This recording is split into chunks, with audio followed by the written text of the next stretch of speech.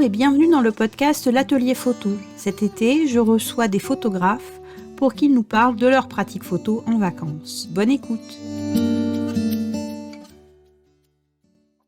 Bonjour et bienvenue dans ce nouvel épisode du podcast L'Atelier Photo. Aujourd'hui, je reçois le photographe Denis Coeur. Denis a découvert la photo argentique quand il était enfant, puis il a un peu laissé de côté ce qui était alors un loisir à la naissance de ses enfants. Il a ensuite repris la photo de façon sérieuse en 2012 en s'offrant un premier appareil numérique. Denis est avant tout photographe de nature, mais il a récemment diversifié son activité en incluant une part de photographie sociale, d'humain dans ses prises de vue, avec l'idée de replacer l'être humain dans la nature. Son amour de la nature l'a aussi dirigé vers la macro et la photo proxy, photo que je vous invite à découvrir sur son compte Instagram. Bienvenue Denis et merci d'avoir accepté mon invitation. Merci à toi. Eh bien, avec plaisir. Donc, on va commencer tout de suite avec les petites questions que j'ai préparées pour toi. Oui. Donc, ta spécialité, comme je l'ai dit, c'est plutôt la photo de nature. Et est-ce que tu continues à faire principalement ce type de photos quand tu es en vacances ou bien est-ce que tu changes complètement de thématique? Alors, donc quand je pars en vacances, dans un autre département, j'ai eu tendance au début à faire un peu les mêmes images, donc toujours orientées nature et puis de petit à petit, en fait, j'ai commencé à faire du paysage et puis, bah, bien sûr prendre, la famille, Mmh. donc c'est de l'humain et puis, bah, les villes où je me déplaçais, donc c'est un petit peu, on va dire, dans du paysage urbain ou paysage nature. D'accord. Et de plus en plus, enfin, on le verra tout à l'heure peut-être dans les images, mais je me décale en fait par rapport à la nature. C'est-à-dire que comme j'en fais en fait toute l'année, quand je pars en vacances, je me mets vraiment sur quelque chose d'urbain en fait. Plus d'urbain et de paysage plutôt que de nature, hein, comme les fleurs, comme, heu, bah, des mammifères ou ce genre de choses, quoi. D'accord. Donc du coup, tu profites un peu des vacances pour changer le style de photo que tu Oui fais, et puis alors, dans l'autre chose aussi, c'est que quand on part en vacances, comme on est en famille, j'ai pas forcément le temps de pouvoir, préparer mes sorties, oui, évidemment, heu, oui, parce que, bah, oui, la nature, photo enfin, de nature, d'animaux, ça tous, oblige enfin, bah, ça prend du temps. oui, Surtout quand tu te déplaces, dans un endroit où, bah, tu connais pas, tu sais pas, les passages des animaux, ce genre de choses. Après les fleurs, c'est pareil, ça reste au même endroit, mais il faut que tu découvres l'endroit où elles se trouvent et c'est pas forcément toujours évident. d'accord. Donc c'est vrai que ça aussi, ça fait beaucoup. Alors je ne Mmh. dis pas que j'en fais pas, mais enfin, je me souviens d'une fois où je suis parti, en vacances, avec, donc la famille et le beau-frère. Bah, on était dans la nature, donc j'ai profité à l'endroit où on était, en fait, tout simplement. Et c'est d'ailleurs là que j'ai découvert, les orchidées et puis, comme il y avait des lézards, bon, bah, c'était sur le mur de la maison ou ce genre de choses, quoi. Mmh. Mais D'accord. ça s'arrête principalement là. Mmh. Donc c'est l'occasion qui fait que, mais c'est vrai que ça Ouais, tu as une pratique photo en vacances qui est complètement différente de celle que ouais, tu as pendant ouais, l'année où tu organises enfin, tu fais des sorties exprès pour aller photographier les animaux. ouais, Bon, tout c'est à vrai que fait. c'est une pratique photo assez, enfin, qui demande, comme tu dis, de la préparation, du temps, Ouais, le fait de plus s'installer, particulière de et plus spécifique, mmh en fait. et Ouais. puis qui est pas compatible avec les vacances en famille, à peu Ouais, non, pas trop. ouais, Parce forcément. qu'en général, quand je commence à faire une photo, je tourne beaucoup autour du Mmh. sujet, Ouais. donc ça met 3 heures Mmh. et donc tout le monde m'attend et tout le monde râle donc bah, du coup, Ça me dit quelque il chose, c'est marrant, hein, j'ai faut mais tu es encore faut avec tes faire vite. photos, moi je suis toujours Ouais, à voilà. la traîne, ils sont toujours tous devant et puis, Ouais, bah, c'est ça, ouais. Ouais, c'est embêtant du coup, je suis toujours je les photographie toujours de dos ou alors il faut que je me dépêche de passer devant pour les photographier de face, mais, je pense que ouais. c'est assez caractéristique des photographes en goguette, C'est ça, exactement. Alors tu emmènes quoi comme matériel en vacances? Alors quand j'ai démarré le numérique, en 2012, je n'avais que 3 optiques, donc en fait, j'emmenais tout. Donc j'avais un boîtier et les 3 optiques, donc c'était le 50 millimètres. Mmh. J'avais le 18-55 de base et le 55-250, donc en fait, j'emmenais tout. Mmh. Quand, je suis passé sur le réflexe, plein format, donc c'était de 2017, donc je suis allé d'une focale de 10 millimètres à 500 et c'est vrai que les premières fois où je suis parti, j'ai tout emmené. Bon, c'est pas le bon choix parce que, quand on arrive sur place, on sait jamais quelle optique vraiment, utiliser. Et puis, finalement, ça sert pas à grand chose parce que, comme je l'ai dit tout à l'heure, tu trouves pas forcément ce que tu veux, pendant le laps de temps où tu es sur place. Donc, là depuis 2020 où, je suis parti, donc c'était, en Normandie, en fait, j'ai fait le choix de me limiter, en fait, sur les focales. Donc là, j'avais juste pris en fait, donc c'était mon Canon 70D, donc c'est un boîtier réflexe expert Mmh. et j'avais juste pris en fait le 50 millimètres, donc qui ouvre à 1,8 et en fait je me suis forcé à faire toutes mes images avec cette optique. D'accord. Donc là, principalement sur du paysage, hem, ou quand je vais visiter un château, une abbaye ou ce genre de choses, ça peut être du paysage mais, urbain en fait, on va dire et je me suis focalisé sur cette focale. Et du Et coup, puis t'es pas frustré de pas, par exemple, de pas avoir de zoom ou le non, fait parce que, mmh, en fait, c'est une autre approche. En fait, le zoom, ça va être moi. mmh, En fait, où je vais me rapprocher, où je vais me reculer pour avoir ce que j'ai envie, en fait, sur la photo. Et puis, j'ai aussi, tenté une nouvelle expérience, c'est que alors je sais pas si tu connais, c'est la méthode Brenizer. non, je connais pas, vas-y, Alors en explique. fait, donc c'est le gars, hein, qui s'appelle Brenizer qui a fait que, en faisant, 3 lignes de photos. Alors, je crois que c'est 4 lui. Alors, une ligne, c'est 4 photos décalées sur, 3 lignes. En fait, ça tu les assembles après dans un logiciel et ça te fait une grosse photo. Et du coup, moi, j'ai repris un petit peu cette technique, pour moi faire des grands, ou des panoramiques Mmh. ou des grands formats. C'est-à-dire que comme mon 50, monté sur mon 70, mon Canon 70D, c'est pas un full frame, j'ai un crop factor de 1,6. Du coup, ça me fait une focale, qui est, équivalente à un 85 millimètres. Donc si tu veux, pour moi avoir un paysage correct, je suis obligé de prendre plusieurs photos Mmh. et comme ça après j'assemble. Mais le Oui, fait de faire cette comme technique quand on ensemble des photos pour faire un ouais, panoramique, par exemple. tout à fait, ouais Mmh. et du coup, je trouve que, ça fait un peu plus réfléchir à la photo avant de déclencher. Mmh. Parce qu'il faut que tu visualises un petit peu la photo que tu veux, au final et donc il faut bien cadrer, l'ensemble de tes images. Ouais.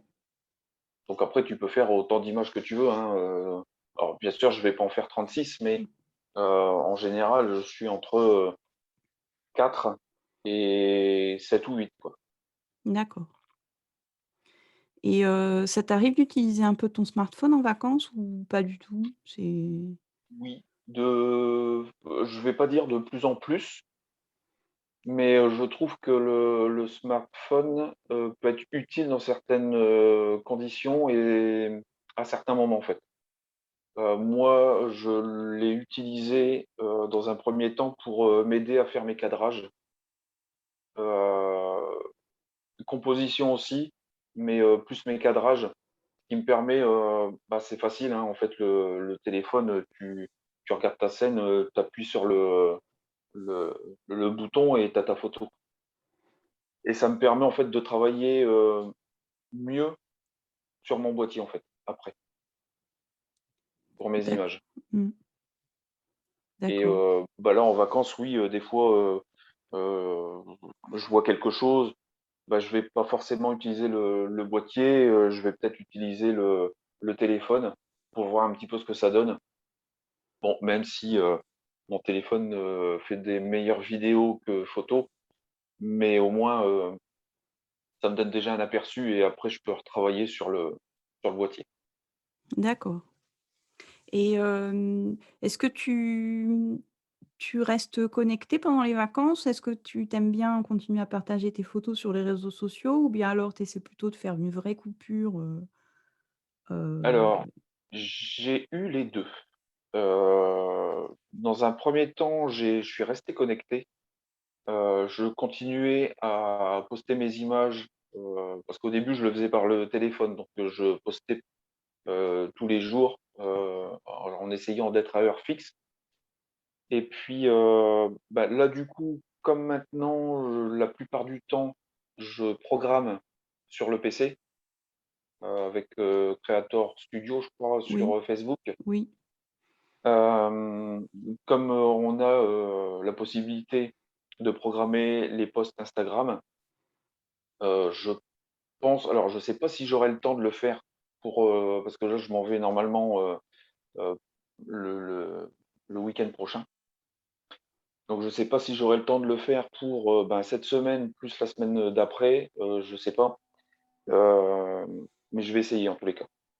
Comme ça va me permettre d'avoir mes posts tous les jours à la même heure et puis, bah, j'irai juste faire un tour, sur Insta, on va dire 15-20 minutes tous les jours et c'est vrai que ça permet de déconnecter un petit peu, quoi. d'accord. Mais du coup, tu partages des photos que tu as déjà, en fait, c'est pas des photos de vacances vraiment que tu partages Ouais, non, sur ton je sur ton peux compte? éventuellement non, je peux éventuellement, c'est, alors, par exemple, le smartphone, tu me demandais, c'est de prendre, par exemple, une photo et de le partager sur une story, par exemple. D'accord, oui, plutôt, Ça peut être, mmh, c'est aussi le plutôt ça cas, que tu ça je fais, l'avais d'accord. Mmh. ouais.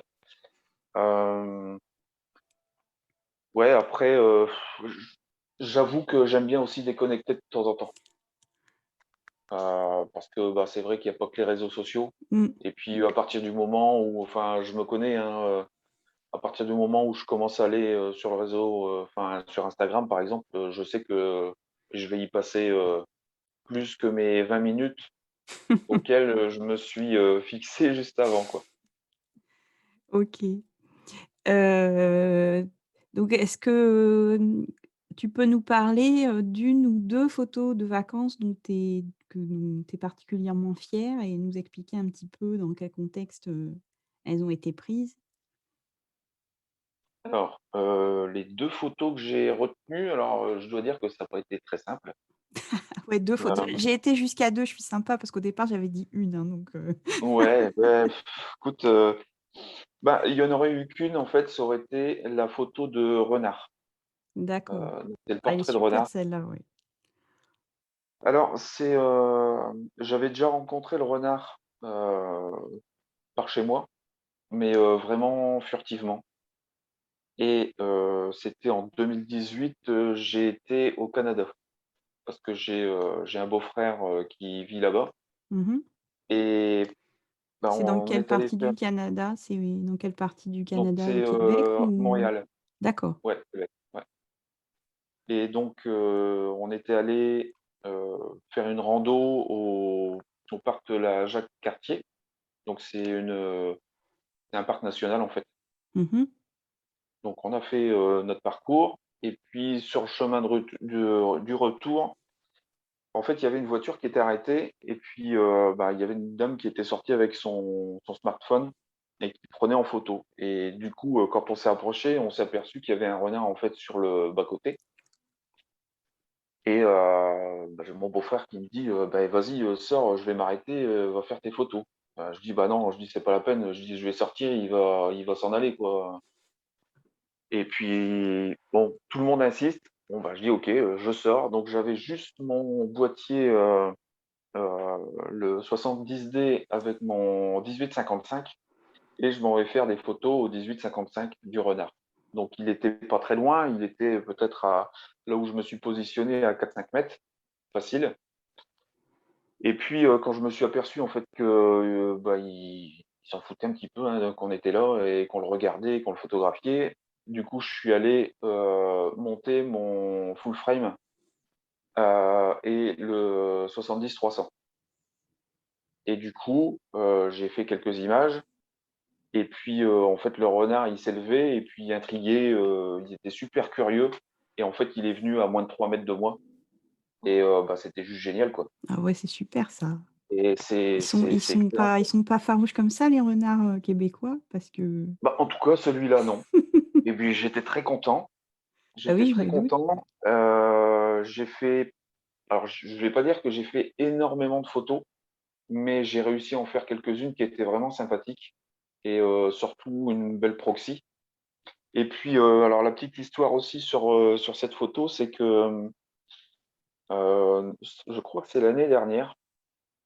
En fait, pendant que je prenais les photos, en fait, il y a une autre personne qui s'est arrêtée derrière, qui est sortie, qui était bien équipée. J'avais repéré tout de suite, hein, c'était du bon matos, une grosse focale et en fait, il s'était allongé et le renard est allé le voir.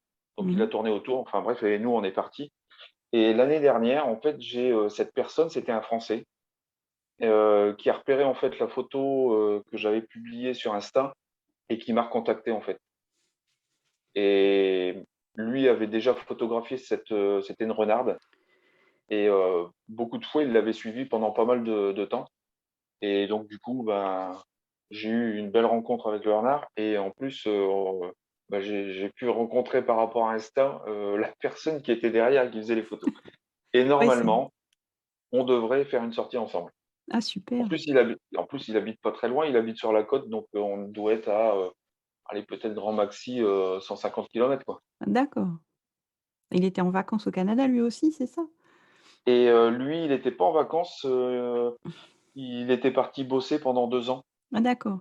et en fait, il est revenu en France. Mmh. Donc ça, c'est bien, Ouais, c'est chouette. OK. Bah, elle est super déjà cette photo, je vais la mettre dans le visuel que j'ai préparé pour le que j'ai préparé pour le podcast, donc les gens pourront la regarder et En plus, puis ce renard, il y a une photo que j'aurais pu faire, mais je pouvais pas parce qu'il était trop près. mmh, Parce qu'en fait, il a fait comme, les chiens, il s'est étiré, mais avec les pattes, avant, complètement, couchées et l'arrière-train complètement levé, en fait mmh. et ça, c'était génial, mais bah, Mais il ouais, était trop près, tu donc bah j'ai pas oui. pu la faire. OK et alors et l'autre photo du coup?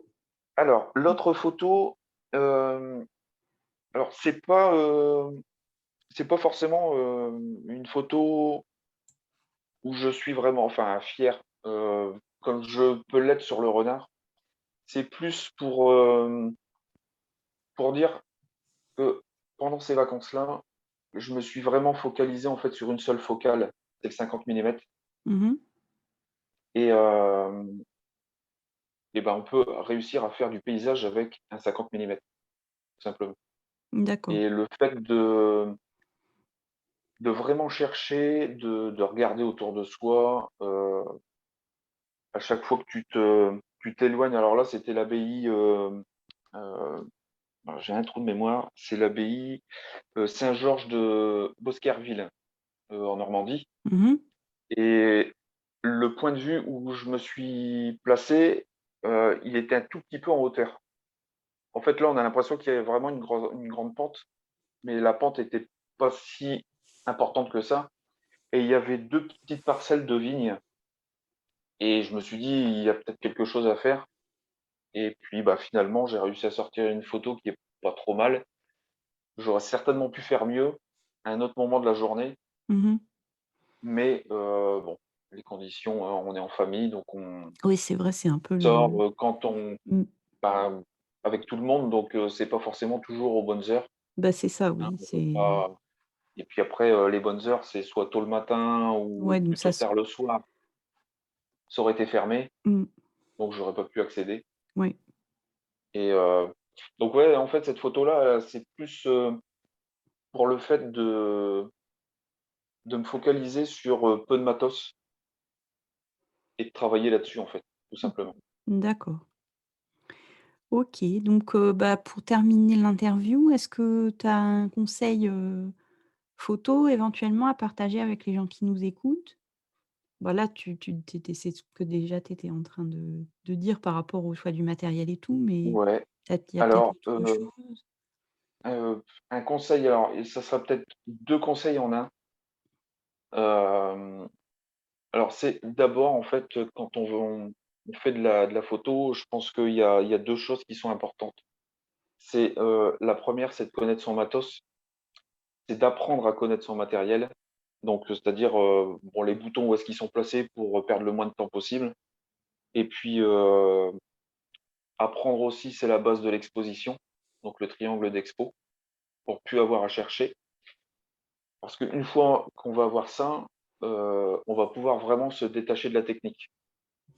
Et moi, je pense que ce qui est le plus important, en fait, en photo, c'est ce qu'on va créer avec le cœur, en fait, ce qu'on va créer avec, nos émotions, notre intention, en fait, tout simplement, notre vision. Et je pense que ça, on peut l'avoir que quand on s'est vraiment détaché de la partie technique. Oui, c'est-à-dire quand on a le temps de se consacrer au reste, Ouais, à tout ce qui est ouais, pas la technique, où est-ce qu'on se place, comment on tourne voilà, autour de son sujet, est-ce qu'on se baisse, est-ce qu'on se met plus haut, voilà, exactement. est-ce que, Les points de vue, en fait, ça, le point c'est de vue, c'est enfin tout ça et c'est c'est vrai quand l'intention, en on fait. Ouais, ouais, ouais. c'est la vision qu'on a, que chaque photographe a Mmh. et c'est de travailler là-dessus, en fait. Parce que je pense que l'important dans une image, c'est ce que le spectateur, il va ressentir. Et alors ça peut être très différent d'un spectateur à l'autre et d'un spectateur au photographe, parce qu'il a voulu donner, en fait, dans la photo, mais ça doit déclencher quelque chose, je et enfin, pour moi, c'est lié aux émotions, simplement. OK. Bah, écoute, je te remercie beaucoup Denis d'avoir, OK, c'est moi accepté qui te remercie. d'avoir accepté mon invitation, d'avoir partagé un peu de ton univers, photo avec nous dans cet épisode. Donc comme d'habitude, vous pourrez retrouver dans les notes de l'émission le lien vers le site web de Denis et vers son compte Instagram pour découvrir son travail. Il a aussi une chaîne YouTube que je vous propose de découvrir. Je mettrai le lien, aussi dans les notes. Et puis, beh, pour plus d'idées pour vos photos, n'oubliez pas que je vous propose aussi un guide PDF avec 30 idées pour photographier l'été. Il est à télécharger dans ma bibliothèque de contenu. Donc vous trouverez aussi le lien en description. Il vous suffit de vous inscrire pour accéder à l'ensemble des contenus gratuits et en particulier à ce nouveau guide PDF. Donc avec ça, vous ne manquerez pas d'idées pour faire des photos tout l'été, que vous partiez en vacances ou que vous restiez à la maison. Je vous remercie d'avoir écouté ce podcast jusqu'au bout et je vous dis à très bientôt pour un nouvel épisode de cette petite série estivale.